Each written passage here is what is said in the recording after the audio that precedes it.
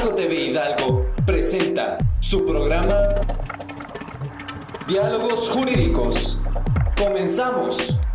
¿Qué tal? Este es su programa Diálogos Jurídicos de Arco TV. En esta ocasión vamos a platicar con el licenciado Julio Paredes Salazar. Él es encargado de implementar el nuevo sistema de justicia penal en el estado de Hidalgo. Bienvenido, licenciado. Muchas gracias por la invitación. Estoy a sus órdenes. Muchas gracias, licenciado.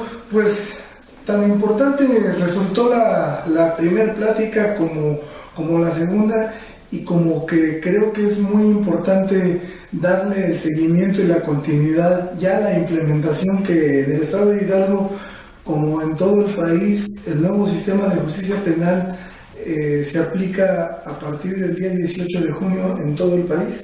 Sí, en ese sentido, sí quisiera hacer un preámbulo, si me lo permite, licenciado. Adelante. En el contexto de que para llegar a esta meta, a este objetivo, por lo que vea el estado de Hidalgo y todos los estados de la República, pues se fincó esta actividad en una coordinación entre instituciones, en un liderazgo muy sólido y que se dejó patente en todo momento del gobernador del estado, Francisco Olvera Ruiz. Eso es por lo que hace al estado de Hidalgo, pero por lo que hace a nivel nacional, el acompañamiento de la Secretaría de Gobernación, de su titular, el licenciado Miguel Ángel Osorio Chong, y particularmente de la doctora María de los Ángeles Fromorragen, secretaria técnica del Consejo de Coordinación a nivel nacional de la Secretaría de Gobernación, pues permitió que lográramos que el estado de Hidalgo ya cuente con el nuevo sistema de justicia penal de corte acusatorio en todos los 17 distritos judiciales en que está distribuido el estado a partir del 7 de junio de este 2016, que ya es una fecha histórica. Y en ese contexto el estado de Hidalgo se anticipó a la fecha límite, que como bien lo dice usted, fue el 18 de junio de este año. El 18 de junio, por disposición del decreto de reforma que da pie a la implementación de este nuevo sistema, pues establece, era la fecha límite en la que la propia federación, en el ámbito de los delitos federales, y los estados en cada una de sus jurisdicciones en delitos de foro común, tuvieran que tener su nuevo sistema en sus territorios estatales y la federación a nivel federal. Se cumplió este objetivo gracias, insisto, a la coordinación entre instituciones. Aquí está, y hay que destacarlo de esa manera, la labor del Poder Judicial, de su titular, el presidente Juan Manuel Méndez Yaguno, el señor procurador Alejandro Estrafón Ortiz, el señor secretario de Seguridad Pública Alfredo Aedo Mayorga, del director del Instituto de la Defensoría Pública Genaro García García, del coordinador general jurídico Mario Suberville, que dicho sea de paso, pues son solo por mencionar algunas instituciones.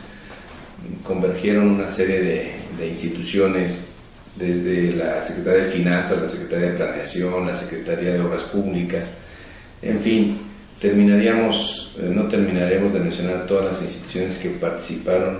Nosotros pareciera que damos un poco la cara entre varias personalidades de esta importante e intensa actividad que ha concluido satisfactoriamente en México, y el Estado mexicano le cumplió a la sociedad en transitar de un sistema tradicional a un sistema acusatorio.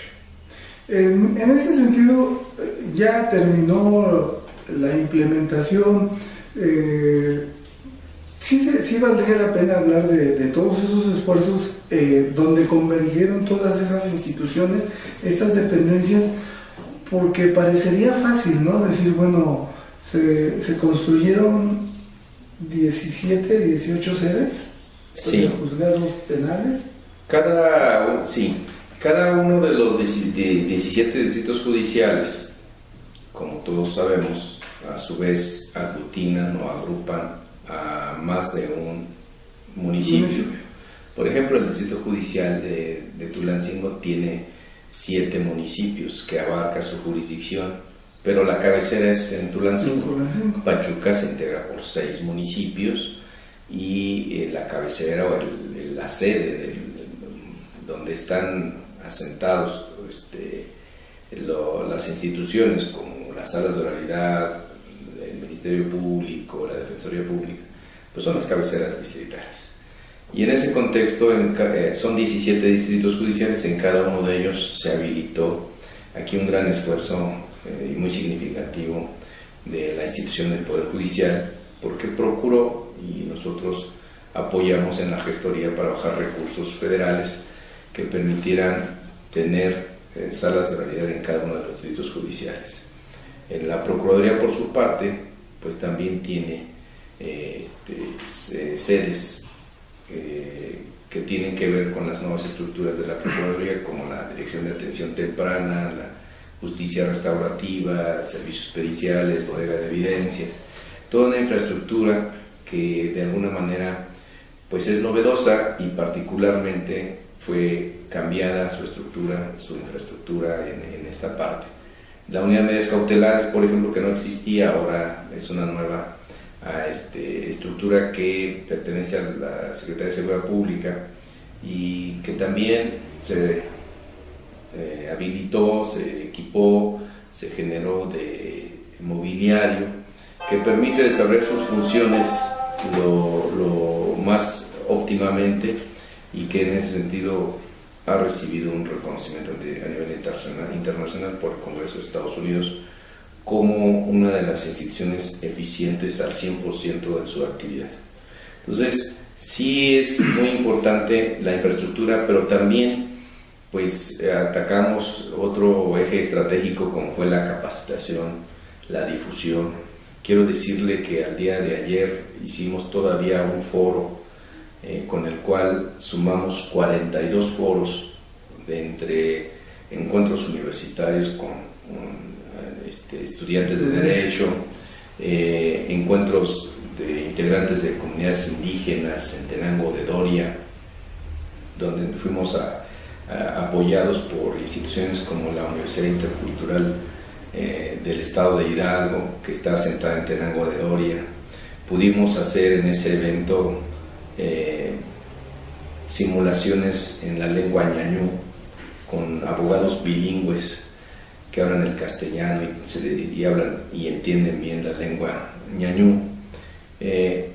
Entre otras actividades también en cada uno de los municipios, la mayoría de los municipios fueron visitados. Hicimos foros municipales en donde pudimos generar un contacto con la ciudadanía. Soy un convencido de que legitimar este sistema nos va a llevar tiempo, pero la mejor forma es el contacto con el ciudadano, con la gente. Que lo conozca. Que lo conozca, que sepa que existe un cambio, que estamos generando una transformación en la investigación de un delito, y a partir de ahí el juicio de la propia sociedad en su momento habrá de emitirse, para bien o también para no tan también en el contexto de la actividad del servicio público que se presta en este ámbito de la justicia. Ahora bien, pasando ya todo este periodo de implementación, estaríamos hablando que apenas estamos empezando realmente, o que ya nada más viene una etapa de seguimiento, de mejoramiento, o qué es realmente lo que falta. Lo ha dicho con toda propiedad. Acaba de concluir la implementación básica, importante, fundamental. Lo que viene ahora es la operatividad, la eficiente operatividad del nuevo sistema. Yo tengo el mejor ánimo y veo con toda nitidez que lo vamos a lograr, y lo vamos a lograr en los mejores términos, pero más allá de lograrlos vamos a alcanzar una satisfacción ciudadana. La expectativa es muy alta. No podemos pasar por alto que en el sistema tradicional solo el 8% del universo del 100% de la incidencia delictiva, de los delitos cometidos, son los que se denunciaron y se llevan a juicio. No es posible que un 92% quedara en la cifra negra y que no se atendiera. Mucho, es una lección que nos debe invitar a la reflexión como instituciones, pero sobre todo a actuar, a realizar lo que esté a nuestro alcance para revertir ese grado de desconfianza de la sociedad en sus instituciones. Evidentemente se ha cuestionado algunas actuaciones en el sistema tradicional, pero me parece que es una inercia que todavía, salvo la mejor opinión de los expertos, va a acompañar al sistema acusatorio, pero esperemos que sea en el menor tiempo posible. Las nuevas generaciones de abogados, los nuevos juristas que se van formando en la práctica, en el estudio, en la academia, permitirá fortalecer cada día el nuevo sistema de justicia penal. Los propios policías, nosotros tenemos un instituto de formación de policías en la Secretaría de Seguridad Pública, es a nivel licenciatura, los becan, les dan los conocimientos teóricos y prácticos. Es una nueva generación de policías que se está formando, que se forma y que se incorpora a la actividad tan delicada de investigar un delito, y que me parece que se debe de aprovechar y sobre todo sacarle el mejor beneficio en la sociedad. La capacitación de policías municipales también fue un frente que se atacó desde la Secretaría de Gobernación. Fue un plan estratégico transversal, y en ese contexto creo debemos sentirnos satisfechos en el estado de Hidalgo por haber capacitado 3.964 policías municipales y estatales. Concluyó el 27 de mayo de este año la capacitación de primer respondiente, de procesamiento del lugar de los hechos y las 7 capacidades básicas del policía municipal. Falta mucho, pero me parece que vamos por buen camino. Se está el 5 de agosto, si todo no cambia esto, un organismo internacional de USAID México dará una capacitación a los policías investigadores. La tercera sección de antinarcóticos de Estados Unidos habrá de capacitar a los policías del estado de Hidalgo, a 50 de ellos, para que sean multiplicadores y pueda abatirse el número de carpetas de investigación sin detenido. Vamos bien, vamos a redoblar esfuerzos. Creemos que esto debe ser a corto plazo, que la sociedad vea un beneficio, vea que ha cambiado esto, y creo que está en nuestras manos poder hacerlo. Estamos platicando con el licenciado Julio Paredes Salazar. Él es el encargado de implementar el nuevo sistema de justicia penal en el estado de Hidalgo. Yo le preguntaría al licenciado si nos hace favor de contestar después de un corte comercial. ¿Qué va a pasar si se llega a aprobar en su momento la iniciativa del mando único de policía? ¿No lo podría contestar regresando de un corte comercial? Regresamos en un momento.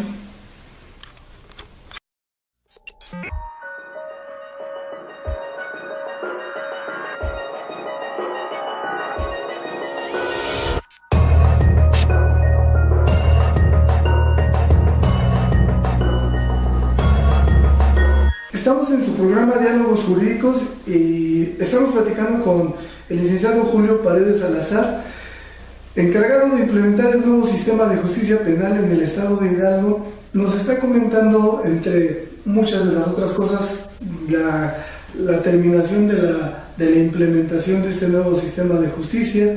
También estamos platicando, antes de salir a un corte, de la capacitación que están recibiendo, entre muchos, los policías municipales. Nos está hablando del Instituto de Capacitación, que por cierto dirige el licenciado Alfonso Hernández Vázquez, ya estuvo aquí con nosotros platicando. Pero yo le preguntaba al licenciado Julio, ¿qué va a pasar si se llega a aprobar en su momento esta iniciativa del mando único de policía?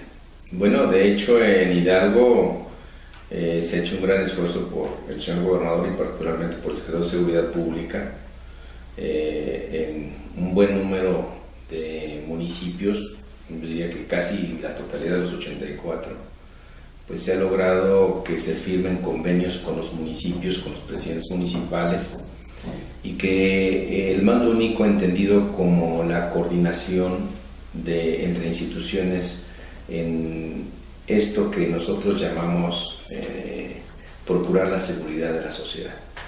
Y en ese contexto me parece un acierto que pueda generarse esa coordinación y generar, yo diría, que un líder de toda lo que viene siendo el aparato policíaco con que se cuenta en un estado a nivel nacional en ese contexto. Y me parece que esa coordinación, sin afán de invadir una esfera de competencia que no corresponde, me parece que es la parte delicada e importante que se debe de cuidar, y que así la iniciativa que usted comenta se está gestando en el Congreso de la Unión y en ese proceso legislativo. A mí me parece que es un acierto porque vendrá a aportar buenos beneficios.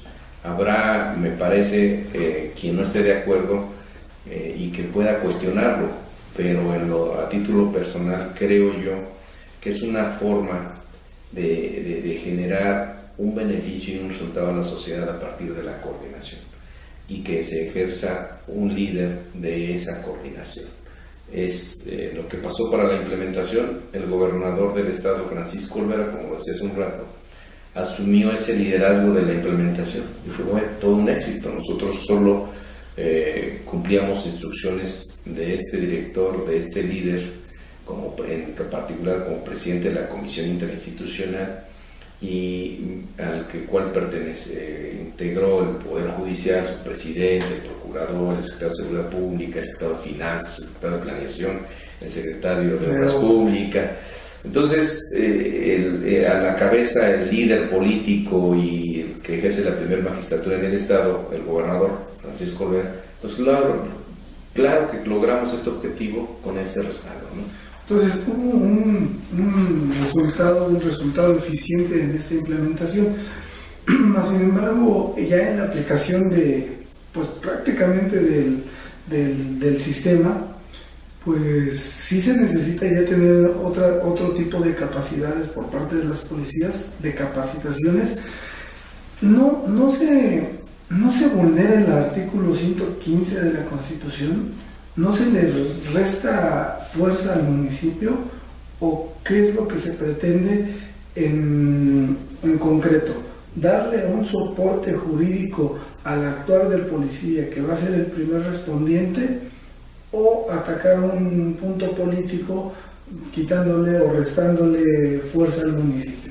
No, el municipio es autónomo, es soberano en su territorio, de acuerdo al artículo que menciona.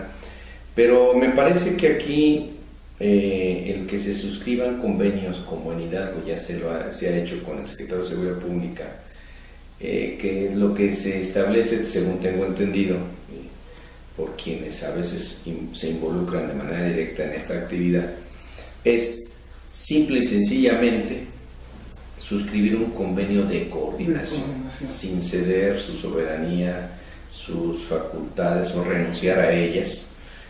Por parte del municipio. A mí me parece que, visto desde ese enfoque de la coordinación, nada afecta a los municipios, por el contrario, se fortalece, porque tendrá el apoyo cuando lo requiera, pues del aparato policíaco estatal, y que en un momento dado pudieran ayudar sin que esto se signifique como irrumpir o afectar su soberanía. Esto se lo pregunto como para que se le quite el pendiente a aquellas personas que, con conocimiento o no, piensan que se les puede restar cierta fortaleza al municipio simplemente por estos convenios que se están suscribiendo. ¿Sí ha dado resultado? Sí, porque permite atacar de frente y de manera más contundente algún incidente o algún delito que se llegue a cometer, porque se permite precisamente contar con mayor número de efectivos cuando se requiera, eso no significa que ejerza un abuso, ni mucho menos, ¿no? Es el caso extremo. Pero yo creo que si se genera ese liderazgo que comento, a partir de velar por el interés de la sociedad, por el interés público, y abandonar aquel interés particular o de una persona o de un grupo, pues me parece que esa es la clave del éxito en este tipo de actividades, que sí son delicadas, sí hay que tener la sensibilidad para poder aplicarlas como institución, como servidor público. Pero yo aspiro a que haya sensatez y sobre todo madurez en el pueblo, en las instituciones, para advertir que es en beneficio y no es en perjuicio, ni a afectar las atribuciones que constitucionalmente le da al municipio la Constitución. El manejo de sus órganos.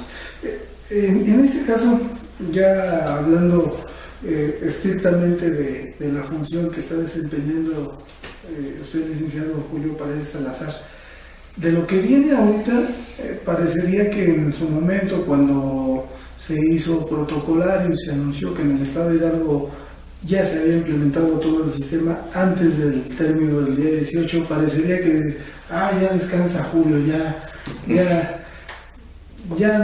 se implementó. El trabajo que viene es soportar el sistema, es como usted lo manejó, viene la parte operativa. ¿Cuáles van a ser esos parámetros comparativos para saber cómo va funcionando, en qué nos va a faltar? ¿Es perfectible? Sí, yo sí quisiera destacar un aspecto que tiene que ver con lo que va a pasar con los órganos implementadores, como en el caso mío. A nivel nacional hay 32 órganos implementadores al interior de los estados. La propia federación, la Corte, a través de un consejero del Consejo de la Judicatura y un magistrado, enfrentaron como líderes la implementación en el ámbito federal, y también fue un éxito, respaldado por el presidente de la Suprema Corte, ¿no?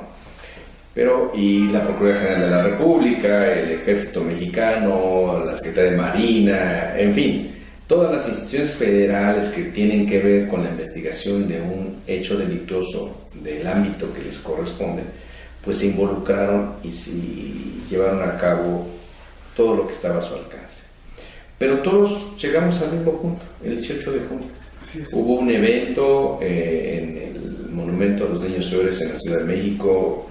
Tuvimos la honrosa invitación de la Secretaría de Gobernación para asistir. Estuvo el señor Secretario de Gobernación, estuvo el presidente de la Corte, la Procuradora General de la República, el presidente de los Tribunales Superiores de los Estados, de la CONATRIP, en fin, senadores, diputados federales, gobernadores. Asistió el señor gobernador José Francisco Olvera, y fue un magno evento en el que de cara a la sociedad se dio a conocer este cumplimiento al mandato constitucional, este compromiso de Estado que se hizo realidad.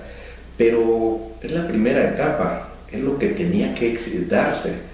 Ahora lo que nos queda a los que, si seguimos en esto, porque hay una no indefinición, está en proceso la recomposición de los órganos implementadores, porque su nombre lo dice, implementadores. Entonces, desde el nombre se está gestando la adaptación ahora de cómo está. Baste decir que el Consejo de Coordinación de la Secretaría de Gobernación, constituido ex profeso, constitucionalmente termina su labor el 14 de octubre de este año. Entonces, ¿qué va a pasar con los órganos que en su momento nos tocó en la implementación? Y ahora, en el mejor de los sentidos, podemos hablar de que son órganos de consolidación y de generar la eficiencia del nuevo sistema. Entonces, quiero decirle que como el mismo 18 de junio, en el evento protocolario que asistió el presidente de la República, Enrique Peña Nieto, y todas las personalidades que he comentado, se estableció y se firmó por los tres poderes de la Unión, el judicial, el ejecutivo y el legislativo, se firmó un convenio de adhesión para continuar con la consolidación y la operación del nuevo sistema. y los estados van a ser llamados a adherirse a ese convenio de adhesión que generaron los titulares a nivel federal. El diseño jurídico para darle vida a estos órganos de consolidación, o lo que se pueda identificar para ese efecto, pues está en ese proceso. No obstante, nosotros en este momento seguimos arduamente con actividades. Yo soy un convencido en principio que legitimar al sistema es lo más difícil y lo podemos lograr si difundimos. No obstante que ya opera y concluimos en Hidalgo el 7 de junio con esta actividad, sino que debemos de generar la difusión en lo que esté a nuestro alcance, en spots de radio, en televisión, en espacios como estos que nos permiten y nos invitan y agradecemos para dar a conocer a la sociedad estos avances. Pero el contacto con la sociedad es importantísimo para legitimar el nuevo sistema. El día de ayer, por ejemplo, nosotros al continuar con esta difusión hicimos un evento en el municipio de Jacala, en donde asistieron más de 250 personas y donde incluso participaron con preguntas y se les contestó de los operadores. Yo no pude asistir porque estuvimos en el Distrito Federal a invitación del señor secretario de Gobernación, darnos un agradecimiento por la labor a todos los titulares de las instituciones operadoras del país. Pero bueno, la difusión permitirá legitimar el nuevo sistema, el generar la mejor disposición y voluntad para que la gente se entere. Y por un lado, por otro, nosotros ya estamos a punto de concluir el diseño y la operatividad de una plataforma de indicadores. ¿Qué es esto? Cada institución operadora, Poder Judicial, Defensoría Pública, Seguridad Pública, Procuraduría del Estado, en el ámbito de sus funciones y atribuciones, generan datos de sus participaciones en los asuntos. Cuántas audiencias se han llevado a cabo, cuántas carpetas de investigación, cuántas salidas alternas, cuántos acuerdos reparatorios, cuántos juicios abreviados, cuántas suspensiones del proceso a prueba. Pretendemos que esta estadística, estos datos duros, permitirán generar balances de cómo vamos, dónde estamos generando actividad en todos los ámbitos del nuevo sistema. Y a partir de ahí, una vez que sepamos cómo estamos, qué números tenemos, qué estadísticas, podemos generar una parte de la proyección del crecimiento, pero sobre todo podemos advertir cuáles son nuestras debilidades y también cuáles son nuestras fortalezas y dónde podemos corregir y dónde podemos mejorar. Ese es por un lado. Por otro lado, estamos en otra vertiente de que vamos a aplicar unas encuestas, una evaluación de cómo está operando en este momento el nuevo sistema. Vamos a analizar audiencia por audiencia, vamos a establecer toda una metodología que, por cierto, esta metodología la llevó una asociación que se llama SIDAC a nivel nacional. Esa metodología permite ir advirtiendo estas fortalezas, pero en casos más concretos. La plataforma de indicadores es el todo, son las estadísticas, son el total de asuntos en determinadas materias. Y la evaluación nos permitirá ver qué debilidades tenemos como juez, como Ministerio Público, como investigador, como perito, como policía, advertir si el informe policial homologado fue debidamente requisitado, la cadena de custodia fue adecuada, el embalaje de los objetos e indicios encontrados en el lugar de los hechos permitió ajustarnos al protocolo exprofeso emitido. En suma, pretendemos con este tipo de ejercicios abonar a que podemos mejorar si estamos dispuestos a advertir en dónde no estamos siendo tan certeros, dónde el sistema no está caminando como quisiéramos. Esto no quiere decir que digamos que no va a funcionar, no, por el contrario, está funcionando. Nos preocupa, exacto, ya funciona, pero nos preocupa que funcione bien, y que mejore, que la percepción ciudadana, que es parte de esta evaluación de cómo estamos operando, va a haber una encuesta de cómo ve quien participa en un proceso penal, cómo ve al juez, cómo ve al Ministerio Público, qué deficiencias se encuentra. Y quiero decirle que hasta ahorita, satisfactoriamente, las primeras encuestas es que hay un alto grado de aceptación del nuevo sistema, de quien ya participa, de quien ya recibió un acuerdo reparatorio, de quien ya participó en una audiencia, de que ya como víctima le resarcieron la reparación del daño, de que el imputado logró estar en un proceso sin estar privado de su libertad como era en el sistema tradicional por regla general. De verdad es poner nuestra parte, los que estamos en esta actividad tan delicada de servicio público, poner nuestro mejor esmero, pero la sociedad también debe ir entendiendo que esto cambió. Y esto cambió desde, por poner un ejemplo, el que la persona cometa un delito no por ese solo hecho va a estar en prisión todo el tiempo y que va a estar ahí como interno en un centro de reinserción social. No, depende del delito, no todos, pero la mayor parte de los delitos que se cometan a partir de privilegiar el diálogo con la víctima a través de un proceso profesional que da un facilitador capacitado, permitirá llegar a un posible acuerdo de reparación del daño, que eso es lo que tiene como bandera, como punto importante el nuevo sistema, de que a la víctima se le satisfaga esa reparación del daño a partir de que se cometió el delito. Entonces, creo yo que hay mucho trabajo por hacer, depende de todos, no solo de los operadores, de los que estamos involucrados en esto, depende de la propia sociedad, de los medios de comunicación.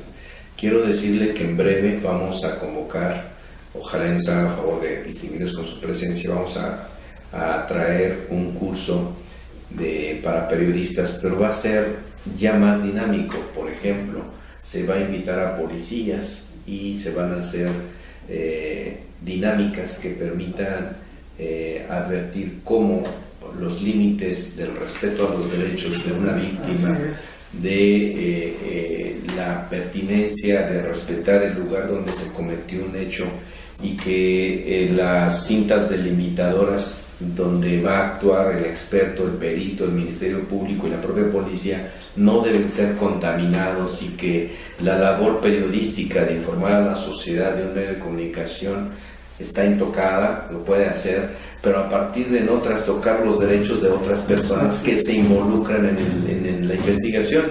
Entonces, el reto en los medios de comunicación, perdónenme, pero es el respeto al derecho a la información de los periodistas, de los medios de comunicación, pero también el derecho el respetar el derecho a la intimidad de la víctima del delito.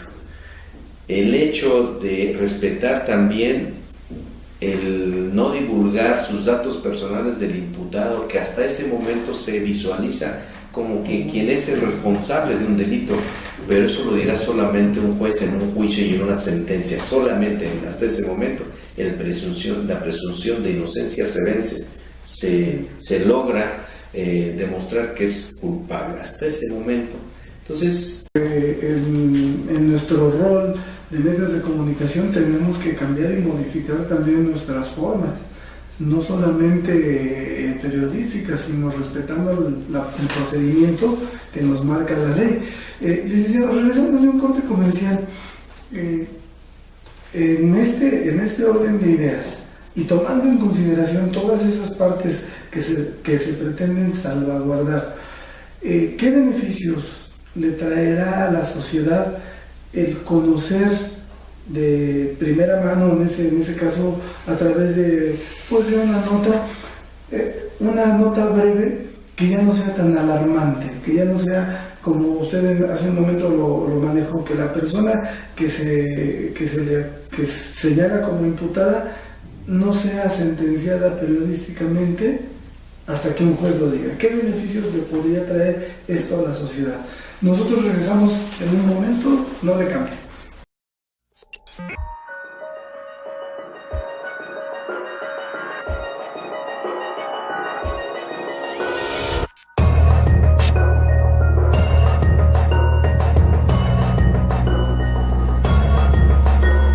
Continuamos, este es su programa Diálogos Jurídicos. Estamos platicando con el licenciado Julio Paredes Salazar. Licenciado Julio, estamos comentando antes de salir a un corte comercial, pues todos los derechos que se deben de salvaguardar desde que se comete un hecho delictuoso e incluso no vulnerar toda aquella información que se pueda divulgar a través de los medios de comunicación, que no se trastoquen esos derechos tanto de la víctima ni como de la persona señalada como imputado. ¿Qué beneficios le podría traer a la sociedad que ya no existan esas notas, pues que se vienen manejando en algunos diarios, en algunos encabezados? ¿Esto es benéfico? ¿La sociedad estará convencida de que nuestros derechos siempre serán respetados? ¿Y qué pensará en el sentido de que no se conocerá de que si es responsable una persona hasta que haya una sentencia dictada por un juez de oralidad antes de que la prensa lo sentencie? Es un tema muy delicado. Mucho. Que sí, me parece que hay que verlo desde dos puntos de vista. Por un lado, el derecho a la información está en la Constitución, y los medios de comunicación, como ustedes, cumplen esa labor tan importante y tan delicada. La sociedad, en ese contexto, debe estar bien informada.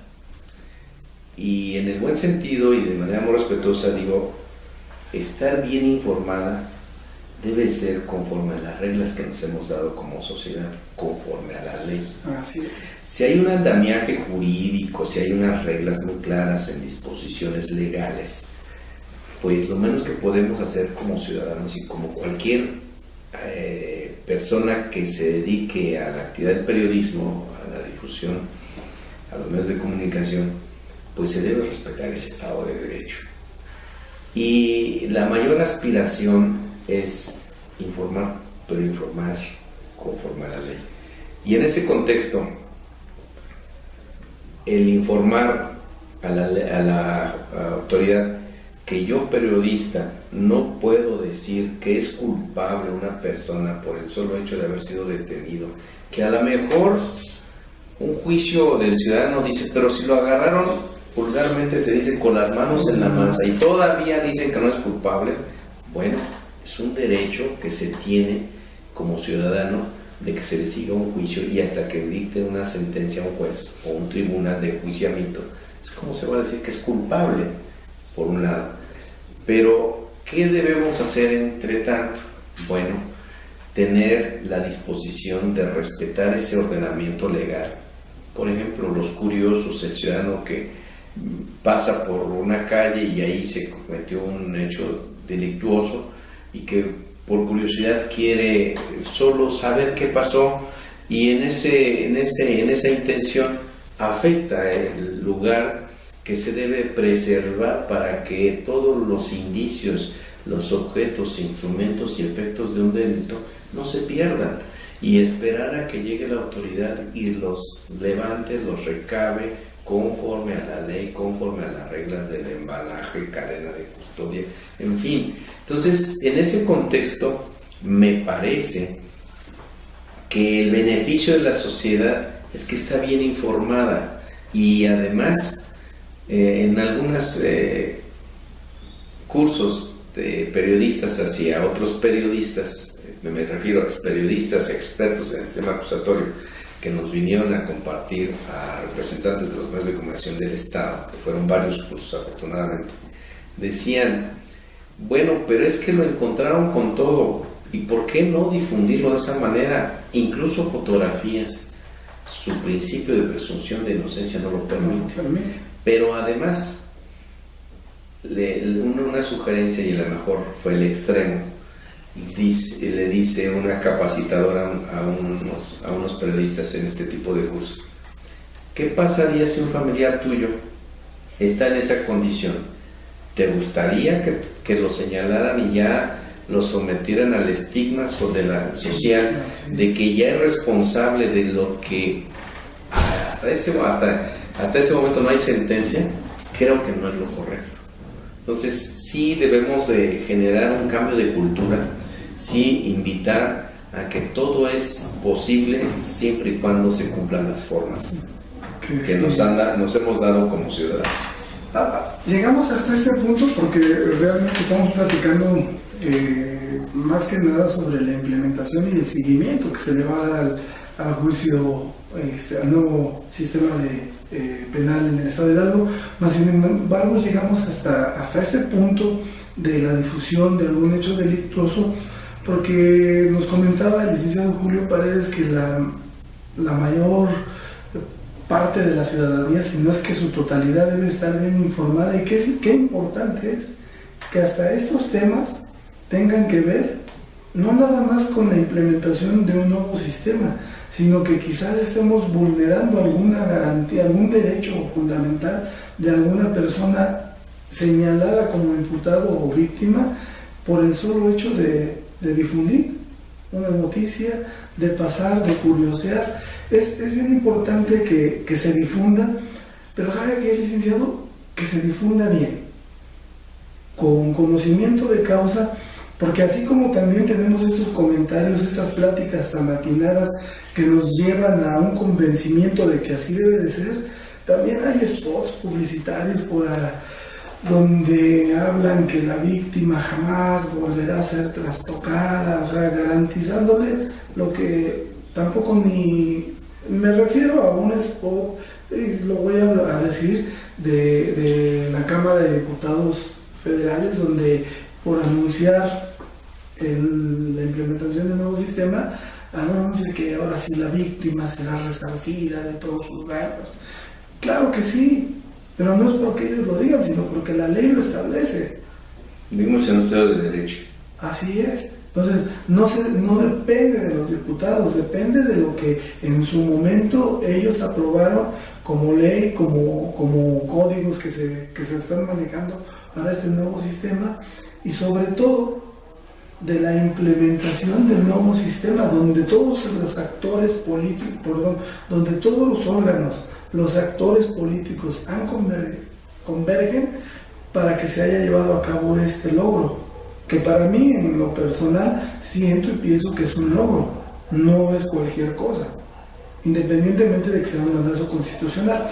Licenciado, para terminar con esto de la difusión, ¿qué debe conocer la ciudadanía para no vulnerar ese derecho fundamental de aquellas personas que se han visto involucradas, ya sea como víctima o como señalado como imputado? ¿Qué es lo que más debe conocer la ciudadanía? En principio, que vivimos en un estado de derecho, que existen leyes que protegen la intimidad de personas, desde víctimas a imputados, que no podemos difundir sus datos personales hasta en tanto no haya una autorización de quien es portador de sus datos personales, el ciudadano, o en todo caso la autorización de una autoridad.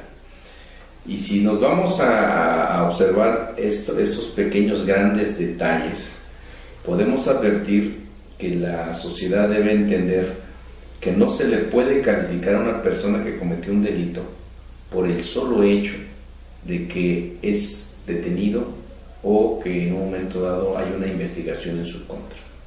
Bien puede ser que actuó en legítima defensa y eso no es sancionable. Bien puede ser que se equivocaron de persona. ¿Cuántas veces hemos escuchado que por pasar en una escena del hecho, inmediatamente de que ocurrió el delito, pues es detenida una persona y por una serie de situaciones que se pueden dar. Pero en suma, lo que podemos decirle a la sociedad es que es un cambio de cultura y que han pasado ya los tiempos con el nuevo sistema de que la persona que llegó a cometer un delito, en muchos de los casos no va a estar detenido, va a estar en libertad, sí con su investigación, sí con su proceso, que va a derivar en algunos casos en sentencia de un juez o de un tribunal de enjuiciamiento, y que en un momento dado será el cauce legal que corresponda. Pero en tanto no hay una sentencia no podemos hablar. Y por otro lado, de la víctima, a la víctima la tenemos que también proteger y evitar su revictimización. ¿Por qué? Porque es la primera afectada con motivo de un delito, y si todavía divulgamos sus imágenes, todavía divulgamos quién es, y que en un momento dado pudiera generar un escrutinio de la sociedad que la revictimizaría nuevamente, me parece que también es lo que ha pensado el legislador, y las reglas son muy claras en ese aspecto, ¿no? Entonces, en conclusión, es un cambio de cultura que debemos de ir asimilando, pero asimilando positivamente, porque la evolución de esta sociedad va mejorando las condiciones de vida y particularmente va respetando más los derechos del ciudadano. Definitivamente, o sea, esto es un hecho y se tiene que estar llevando a cabo, como usted dijo hace un momento, día a día. O sea, el sistema penal no culmina con su implementación definitiva el día 18, o sea, es día a día para robustecerlo, para que siga eficientarlo. Este sistema, pues ya lo dijo usted, necesitamos una cultura nueva, una cultura que nos renueve a respetar los derechos de los demás en cualquier rol de nuestras vidas que nos encontremos, trabajadores, periodistas, ciudadanos, actores del procedimiento.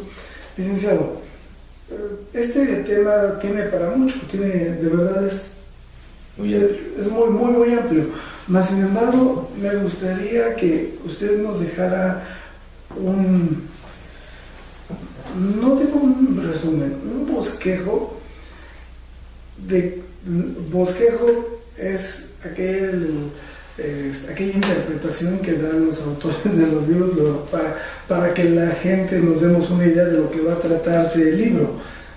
Si yo le pidiera un resumen, es como que de algo que ya se hizo, ¿no? A ver, un bosquejo de lo que viene para el nuevo sistema en el sentido estricto y general de su implementación, de su ejecución y sobre todo de su operatividad. Con mucho gusto. En mi concepto se ha despertado una amplia y muy grande expectativa del ciudadano. El ciudadano que se acerca en un foro de los que hemos hecho, que pregunta y cuestiona, piensa que nos va a ir bien, que le va a ir bien a la sociedad, y yo también así lo creo. Pero no depende de una sola persona, ni de un juez, ni de un ministerio público. Depende de todos los que estamos viviendo en sociedad. El ministerio público, el juez, el ciudadano, el medio de comunicación, la misma víctima, el imputado. Necesitamos cerrar filas para hacer un frente común que permita generarnos una mejor condición de vida, que a fin de cuentas nos lo dará la justicia en toda su extensión de la palabra, en un procedimiento, en una investigación. Creo yo que si cerramos filas todos, sociedad, gobierno, servidores públicos, podemos lograrlo.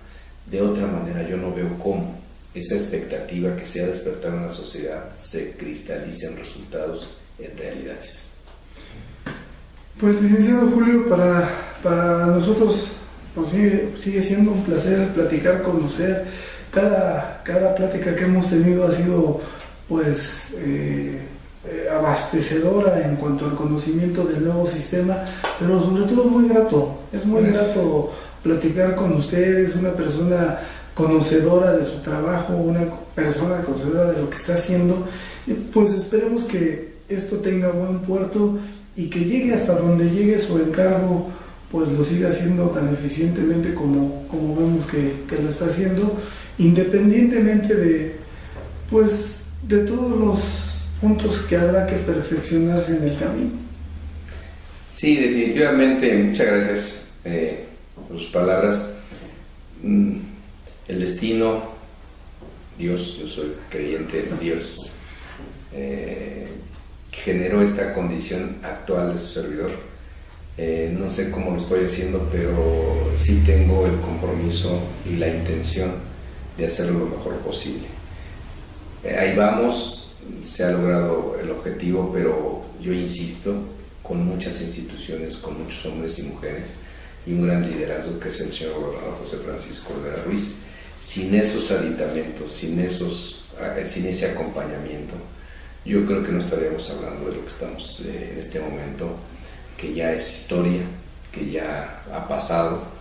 A veces me despierto y pienso que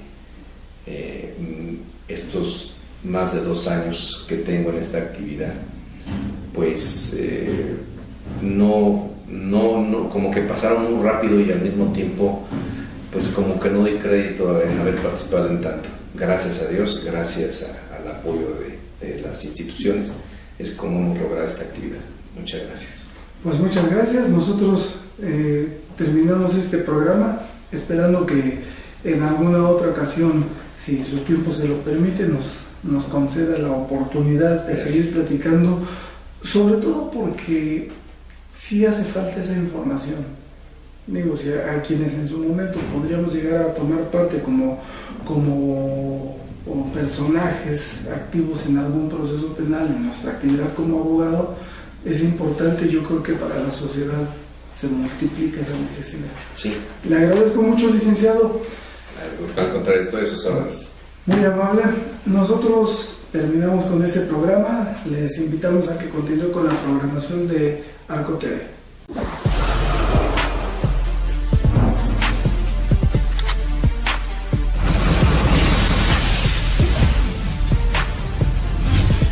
Arco TV.